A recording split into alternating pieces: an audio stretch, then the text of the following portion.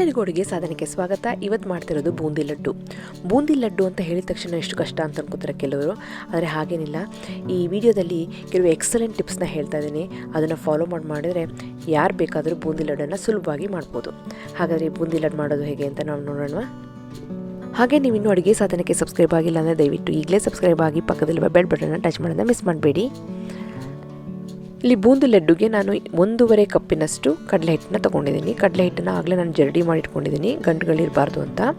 ಅದಕ್ಕೆ ಸ್ವಲ್ಪನೇ ನೀರು ಹಾಕ್ಕೊಂಡು ದೋಸೆ ಹಿಟ್ಟಿನ ಹದಕ್ಕೆ ನಾವು ಕಲಸಿಟ್ಕೋಬೇಕಾಗುತ್ತೆ. ನೋಡಿ, ಒಂದೇ ಸತಿ ನೀರು ಹಾಕಿಬಿಟ್ರೆ ಅದು ಗಂಟಾಗಿ ಹೋಗ್ಬಿಡುತ್ತೆ, ಬಿಡಿಸೋದು ಲೇಟ್ ಆಗುತ್ತೆ.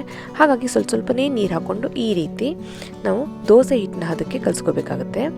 ಇದನ್ನು ನಾವು ಒಂದು 5 ರಿಂದ 10 ನಿಮಿಷ ಕಂಟಿನ್ಯೂಸ್ ಆಗಿ ಮಿಕ್ಸ್ ಮಾಡ್ತಾನೇ ಇರಬೇಕು. ಆ ಥರ ಮಿಕ್ಸ್ ಮಾಡಿದರೆ ಬೂಂದಿ ಚೆನ್ನಾಗಿ ಬರುತ್ತೆ. ಈ ಥರ ಮಿಕ್ಸ್ ಮಾಡಿಕೊಂಡು ಒಂದು 10 ನಿಮಿಷ ಮಿಕ್ಸ್ ಮಾಡಬೇಕು. ಇದನ್ನು ಕಂಟಿನ್ಯೂಸ್ ಆಗಿ ಸ್ಪೂನಲ್ಲೋ ಅಥವಾ ಬ್ಲೆಂಡರಲ್ಲೋ, ಹೀಗೆ ಹ್ಯಾಂಡ್ ಬ್ಲೆಂಡರಲ್ಲೋ ಈ ಥರ ಕಂಟಿನ್ಯೂಸ್ ಆಗಿ ಮಿಕ್ಸ್ ಮಾಡ್ತಾಯಿರಿ. ಈ ಥರ ಮಿಕ್ಸ್ ಮಾಡಿದರೆ ನಾವು ಬೂಂದಿಗೆ ಸೋಡಾ ಹಾಕೋ ಅವಶ್ಯಕತೆ ಇಲ್ಲ, ತುಂಬಾ ಚೆನ್ನಾಗಿ ಗುಂಡಾಗಿ ಬರುತ್ತೆ ಈ ಥರ ಮಿಕ್ಸ್ ಮಾಡಿದ್ನ. ಈಗ ಇನ್ನು 10 ನಿಮಿಷ ಹಾಗೆ ಇಡೋಣ. 10 ನಿಮಿಷ ಹಿಟ್ಟು ಚೆನ್ನಾಗಿ ನೆಂದಿದೆ. ಈಗ ನಾನಿಲ್ಲಿ ಒಂದು ಚಿಟಿಕೆಯಷ್ಟು ಲೆಮನ್ ಎಲ್ಲೋ ಹಾಕಿದ್ದೀನಿ. ಇದ್ರ ಬದಲು ಅರಿಶಿನ ಪುಡಿನೂ ಸಹ ಸೇರಿಸ್ಕೋಬೋದು. ಹಾಗೆಯೇ 1 ಟೇಬಲ್ ಸ್ಪೂನಷ್ಟು ನಾರ್ಮಲ್ ಎಣ್ಣೆನ ಸೇರಿಸ್ಕೊಂಡು ಒಂದು 2 ರಿಂದ 3 ನಿಮಿಷ ಈ ರೀತಿ ಮಿಕ್ಸ್ ಮಾಡ್ಕೋಬೇಕಾಗುತ್ತೆ. ಈ ರೀತಿ ಮಿಕ್ಸ್ ಮಾಡಿಕೊಂಡ್ರೆ ನಾನು ಆಗಲೇ ಹೇಳಿದ್ನಲ್ಲ, ಬೂಂದಿ ಗುಂಡಾಗಿ ಚೆನ್ನಾಗಿ ಬರುತ್ತೆ.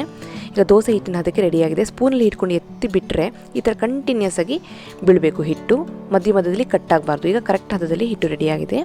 ಇಲ್ಲಿ ನಾವು ಪಾನಕನ ರೆಡಿ ಮಾಡ್ಕೊಳ್ಳೋಣ. ಪಾನಕಕ್ಕೆ ನಾವು ಕಡಲೆ ಹಿಟ್ಟು ಎಷ್ಟು ತೊಗೊಂಡಿದ್ವೋ ಅಷ್ಟೇ ಸಕ್ಕರೆ ತೊಗೊಂಡಿದ್ದೀನಿ. 1.5 ಕಪ್ಪಿನಷ್ಟು ಸಕ್ಕರೆ ಸೇರಿಸ್ಕೊಂಡು ಸಕ್ಕರೆ ಮುಳುಗೋಷ್ಟು ನೀರನ್ನು ಹಾಕ್ಕೊಂಡ್ರೆ ಸಾಕು. ನೋಡಿ, ಇಲ್ಲಿ ಸಕ್ಕರೆ ಮುಳುಗೋಷ್ಟು ನೀರನ್ನ ಸೇರಿಸ್ಕೊಂಡು ಮೀಡಿಯಂ ಫ್ಲೇಮ್ನಲ್ಲಿ ನಾವು ಪಾನಕನ ರೆಡಿ ಮಾಡ್ಕೊಳ್ಳೋಣ. ಪಾನಕ ಎಷ್ಟು ಬರಬೇಕು ಅಂದರೆ 1 ಎಳೆಯಷ್ಟು ಪಾನಕ ಬರಬೇಕಷ್ಟೇ. ನೀರನ್ನು ಸ್ವಲ್ಪ ಹಾಕಿರೋದ್ರಿಂದ ಪಾನಕ ಬೇಗ ಬಂದುಬಿಡುತ್ತೆ. ಹಾಗಾಗಿ ಸ್ವಲ್ಪ ಪಾನಕದ ಮೇಲೆ ನಾವು ಗಮನ ಇಟ್ಕೋಬೇಕಾಗುತ್ತೆ. ಒಂದು 5 ನಿಮಿಷದೊಳಗಡೆ ಪಾನಕ ರೆಡಿಯಾಗಿ ಹೋಗ್ಬಿಡುತ್ತೆ.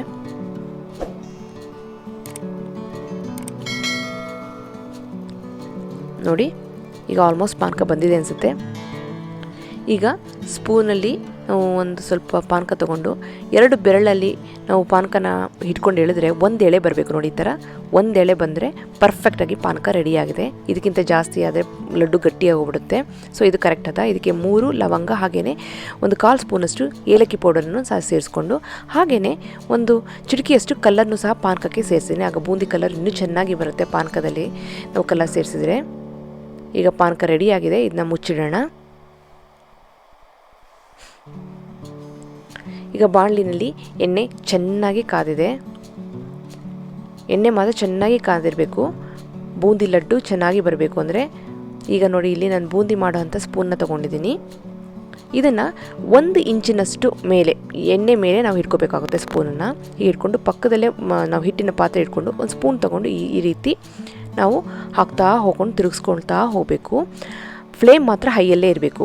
ಈ ಥರ ಫ್ಲೇಮ್ ಹೈಯಲ್ಲಿದ್ದರೆ ಬೂಂದಿ ರೌಂಡಾಗಿ ಬರುತ್ತೆ. ಹಾಗಾಗಿ ಫ್ಲೇಮ್ನ ಹೈಯಲ್ಲೇ ಇಟ್ಕೊಂಡು ನಾವು ಈ ಥರ ಬೂಂದಿ ಮಾಡ್ಕೋಬೇಕಾಗುತ್ತೆ. ಹಿಟ್ಟಿನ ಕನ್ಸಿಸ್ಟೆನ್ಸಿ ಕರೆಕ್ಟಾಗಿದ್ದು ಫ್ಲೇಮು ಕರೆಕ್ಟಾಗಿದ್ದರೆ, ಹೈಯಲ್ಲಿದ್ದರೆ ಬೂಂದಿ ಆಟೋಮೆಟಿಕ್ಕಾಗಿ ರೌಂಡಾಗಿ ಬರುತ್ತೆ. ನಾನು ಆಗಲೇ ಈ ಥರ ಬೂಂದಿ ಮಾಡೋದು ಹೇಗೆ ಅಂತ ನಾನು 2 ವಿಡಿಯೋ ಅಪ್ಲೋಡ್ ಮಾಡಿದ್ದೀನಿ. ಒಂದು ಸಿಹಿ ಬೂಂದಿ ಮಾಡೋದು ಹೇಗೆ ಅಂತ, ಹಾಗೆಯೇ ಖಾರ ಬೂಂದಿ ಮಾಡೋದು ಹೇಗೆ ಅಂತ. ಅದರಲ್ಲಿ ನಾನು ಡೀಟೇಲಾಗಿ ಎಕ್ಸ್ಪ್ಲೇನ್ ಮಾಡಿದ್ದೀನಿ. ಅದನ್ನು ಸಹ ನೀವು ನೋಡಿ, ಡಿಸ್ಕ್ರಿಪ್ಷನ್ ಬಾಕ್ಸ್ನಲ್ಲಿ ಲಿಂಕ್ ಹಾಕಿದ್ದೀನಿ. ನೋಡಿ, ಈಗ ಬೂಂದಿ ಎಲ್ಲ ಪರ್ಫೆಕ್ಟಾಗಿ ರೌಂಡಾಗಿ ಮುತ್ತಾಗಿ ಬಂದಿದೆ. ಫ್ಲೇಮ್ ಹೈಯಲ್ಲೇ ಇದೆ. ಮಧ್ಯೆ ತಿರುಗಿಸ್ತಾ ಇರಿ, ಯಾಕೆಂದರೆ ಇದು ಬೇಗ ಬಂದುಬಿಡುತ್ತೆ ಬೂಂದಿ. ಈಗ ಬೂಂದಿನ ನಾವು ಹಿಡ್ಕೊಂಡು ಟಚ್ ಮಾಡಿದರೆ, ಪ್ರೆಸ್ ಮಾಡಿದರೆ ಅದು ಜಸ್ಟ್ ಪ್ರೆಸ್ ಆಗಬೇಕು. ಕರ್ಮ್ ಅಂತ ಸೌಂಡ್ ಬರಬಾರ್ದು. ಆ ಸ್ಟೇಜು ಕರೆಕ್ಟಾಗಿರುತ್ತೆ ಬೂಂದಿ ಲಡ್ಡುಗೆ. ಈಗ ಬೆಂದಿರೋಂಥ ಬೂಂದಿನ ನಾವು ಎಲ್ಲ ಕ್ಲೀನಾಗಿ ತೊಗೊಂಡು ಬಿಸಿ ಪಾನಕಕ್ಕೆ ನಾವು ಹಾಕ್ಬಿಡೋಣ. ಈ ರೀತಿ ಬಿಸಿ ಬೂಂದಿನ ಬಿಸಿ ಪಾನಕಕ್ಕೆ ಹಾಕಿದರೆ ಬೂಂದಿ ಚೆನ್ನಾಗಿ ಪಾನಕ ಹಿಡ್ಕೊಂಡು ಸಾಫ್ಟ್ ಆಗಿರುತ್ತೆ. ಬೂಂದಿ ಲಡ್ಡು ತುಂಬಾ ರುಚಿಯಾಗಿ ಬರುತ್ತೆ. ಈಗ ಪಾನಕಕ್ಕೆ ನಾನು ಬೂಂದಿನ ಹಾಕ್ತಾಯಿದ್ದೀನಿ. ಇದೇ ರೀತಿ ನಾವು ಮಿಕ್ಕಿದ ಹಿಟ್ಟನ್ನು ಉಪಯೋಗಿಸಿ ಎಲ್ಲ ಬೂಂದಿನೂ ರೆಡಿ ಮಾಡಿಕೊಂಡು, ಅದನ್ನು ಸಹ ಬೂಂದಿ ರೆಡಿ ಆದಂಗೆ ನಾವು ಪಾನಕಕ್ಕೆ ಹಾಕೋಬಿಡೋಣ. ಈ ರೀತಿ ಹಾಕಿದರೆ ಬೂಂದಿ ಲಡ್ಡು ತುಂಬಾ ಚೆನ್ನಾಗಿ ಬರುತ್ತೆ. ಕೆಲವರು ಏನು ಮಾಡ್ತಾರೆ ಅಂದರೆ ಒಂದೇ ಬ್ಯಾಚಲ್ಲಿ ಅಂದರೆ ಎಲ್ಲ ಬೂಂದಿನೂ ರೆಡಿ ಮಾಡ್ಕೊಬಿಟ್ಟು ಆಮೇಲೆ ಪಾನಕಕ್ಕೆ ಹಾಕ್ತಾರೆ. ಆ ರೀತಿ ಹಾಕಿದರೆ ಬೂಂದಿ ಲಡ್ಡು ಅಷ್ಟು ಟೇಸ್ಟಿಯಾಗಿರಲ್ಲ, ಸಾಫ್ಟ್ ಆಗಿರಲ್ಲ, ಒಳಗಡೆ ಜ್ಯೂಸಿ ಆಗಿರಲ್ಲ. ಹಾಗಾಗಿ ಬೂಂದಿ ಬಿಸಿಯಾದ ಬೂಂದಿನ ನಾವು ಬಿಸಿ ಪಾನಕಕ್ಕೆ ಹಾಕಿಬಿಟ್ರೆ ತುಂಬಾ ಜ್ಯೂಸಿಯಾಗಿ ಬೂಂದಿ ಲಡ್ಡು ರೆಡಿಯಾಗುತ್ತೆ. ಈಗ ನೋಡಿ, ಎಲ್ಲ ಬೂಂದಿನೂ ನಾವು ಮಾಡ್ದಂಗೆ ನಾವು ಬಿಸಿ ಪಾನಕಕ್ಕೆ ನಾವು ಸೇರಿಸ್ತಾ ಹೋಗೋಣ. ಬೂಂದಿ ಚೆನ್ನಾಗಿ ಪಾನಕ ಹೀರ್ಕೊಂಡು ತುಂಬಾ ಜ್ಯೂಸಿಯಾಗಿ ತುಂಬಾ ಟೇಸ್ಟಿಯಾಗಿ ಬೂಂದಿ ಲಡ್ಡು ರೆಡಿ ಆಗುತ್ತೆ. ಎಲ್ಲ ಚೆನ್ನಾಗಿ ಮಿಕ್ಸ್ ಮಾಡ್ಕೊಳ್ಳಿ. ಸ್ವಲ್ಪ ಹೊತ್ತು ಆದಂಗೆ ಪಾನಕ ಗಟ್ಟಿ ಆಗ್ತಾ ಬರುತ್ತೆ. ಈಗ ಎಲ್ಲ ಬೂಂದಿನೂ ರೆಡಿ ಮಾಡಿಕೊಂಡು ನಾವು ಪಾನಕಕ್ಕೆ ಹಾಕಿ ಮುಚ್ಚಿಟ್ಟಿದ್ವಿ. ಈಗ ನಾವು ಅದಕ್ಕೆ ಡ್ರೈ ಫ್ರೂಟ್ಸ್ ಕಾಜು ಹಾಗೆಯೇ ಸ್ವಲ್ಪ ಒಣ ದ್ರಾಕ್ಷಿನೂ ಸಹ ಇಲ್ಲಿ ಎಣ್ಣೆಯಲ್ಲಿ ಫ್ರೈ ಮಾಡಿಕೊಂಡು ಅದನ್ನು ಸಹ ಸೇರಿಸ್ಕೊಂಡಿದ್ದೀನಿ. ಎಲ್ಲನೂ ಚೆನ್ನಾಗಿ ಮಿಕ್ಸ್ ಮಾಡ್ಕೊಳ್ಳಿ. ನೋಡಿ ಆಗಲೇ ಬೂಂದಿ ಚೆನ್ನಾಗಿ ಪಾನಕನ ಹೀರಿಬಿಟ್ಟಿದೆ. ಹಾಕಬೇಕಾದ್ರೆ ಇನ್ನೂ ಪಾನಕ ಕಾಣಿಸ್ತಾ ಇತ್ತು. ಈಗೆಲ್ಲ ಚೆನ್ನಾಗಿ ಹೀರಿಬಿಟ್ಟಿದೆ. ಈಗ ನಾವು ಸ್ವಲ್ಪ ಬೂಂದಿನ ಹಾಗೆ ಸ್ಮ್ಯಾಶ್ ಮಾಡ್ಕೊಳ್ಳೋಣ. ಈ ರೀತಿ ಸ್ಮ್ಯಾಶ್ ಮಾಡಿಕೊಂಡ್ರೆ ಬೂಂದಿ ಲಡ್ಡು ಕಟ್ಟೋದಕ್ಕೆ ಚೆನ್ನಾಗಿ ಸಿಗುತ್ತೆ. ಹಾಗೆಯೇ ಟೇಸ್ಟು ಸಹ ತುಂಬಾ ಚೆನ್ನಾಗಿರುತ್ತೆ. ಒಂದು 2-3 ಟೇಬಲ್ ಸ್ಪೂನಷ್ಟು ಬೂಂದಿನ ನಾವು ಈ ಥರ ಸ್ಮ್ಯಾಶ್ ಮಾಡ್ಕೊಳ್ಳೋಣ. ಎಲ್ಲ ಚೆನ್ನಾಗಿ ಸ್ಮ್ಯಾಶ್ ಆಗಿದೆ. ಈಗ ಇಲ್ಲಿ 2 ಟೇಬಲ್ ಸ್ಪೂನಷ್ಟು ತುಪ್ಪನ ಸೇರಿಸ್ತಾ ಇದ್ದೀನಿ. ತುಪ್ಪ ಸೇರಿಸಿದ್ರೆ ಸ್ಮೆಲ್ ತುಂಬಾ ಚೆನ್ನಾಗಿರುತ್ತೆ. ಹಾಗೆ ಲಡ್ಡು ಕಟ್ಟೋದಕ್ಕೂ ಸಹ ಈಸಿ ಆಗುತ್ತೆ. ಎಲ್ಲ ಚೆನ್ನಾಗಿ ಮಿಕ್ಸ್ ಮಾಡ್ಕೊಳ್ಳಿ. ಈಗ ಸ್ವಲ್ಪ ಬಿಸಿ ಇದೆ, ಜಾಸ್ತಿ ಬಿಸಿ ಇಲ್ಲ. ಈಗ ಅದಕ್ಕೆ ನಾನು 1 ಸ್ಪೂನ್ನಷ್ಟು ಈ ಸ್ಕ್ವೇರ್ ಸಕ್ಕರೆನ ನಾನಲ್ಲಿ ಸೇರಿಸ್ತಾ ಇದ್ದೀನಿ. ಇದು ಆಪ್ಷನಲ್ ಇದ್ದರೆ ಹಾಕಬಹುದು. ಈಗ ನೋಡಿ ಎಲ್ಲ ರೆಡಿಯಾಗಿದೆ.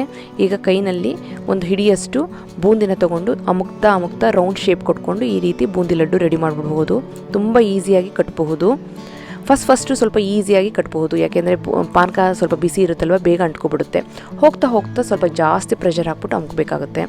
ಇನ್ನು ಲಾಸ್ಟಿಗೆ ಏನಾಗೋಗ್ಬಿಡುತ್ತೆ ಅಂತಂದರೆ ಪಾನಕ ಗಟ್ಟಿ ಆದಂಗೆ ಕಟ್ಟಕ್ಕೆ ಸ್ವಲ್ಪ ಕಷ್ಟ ಆಗುತ್ತೆ. ಅಂಥ ಟೈಮಲ್ಲಿ ಕಟ್ಟಕ್ಕೆ ಕಷ್ಟ ಆಯಿತು ಅಂತಂದರೆ ಈ ಪಾತ್ರೆನ ಸ್ಟವ್ ಮೇಲೆ ಇಟ್ಕೊಂಡು ಲೋ ಫ್ಲೇಮ್ನಲ್ಲಿ 1-2 ನಿಮಿಷ ಬಿಸಿ ಮಾಡಿಬಿಡಿ. ಪಾನಕ ತೆಳ್ಳಗಾಗುತ್ತೆ.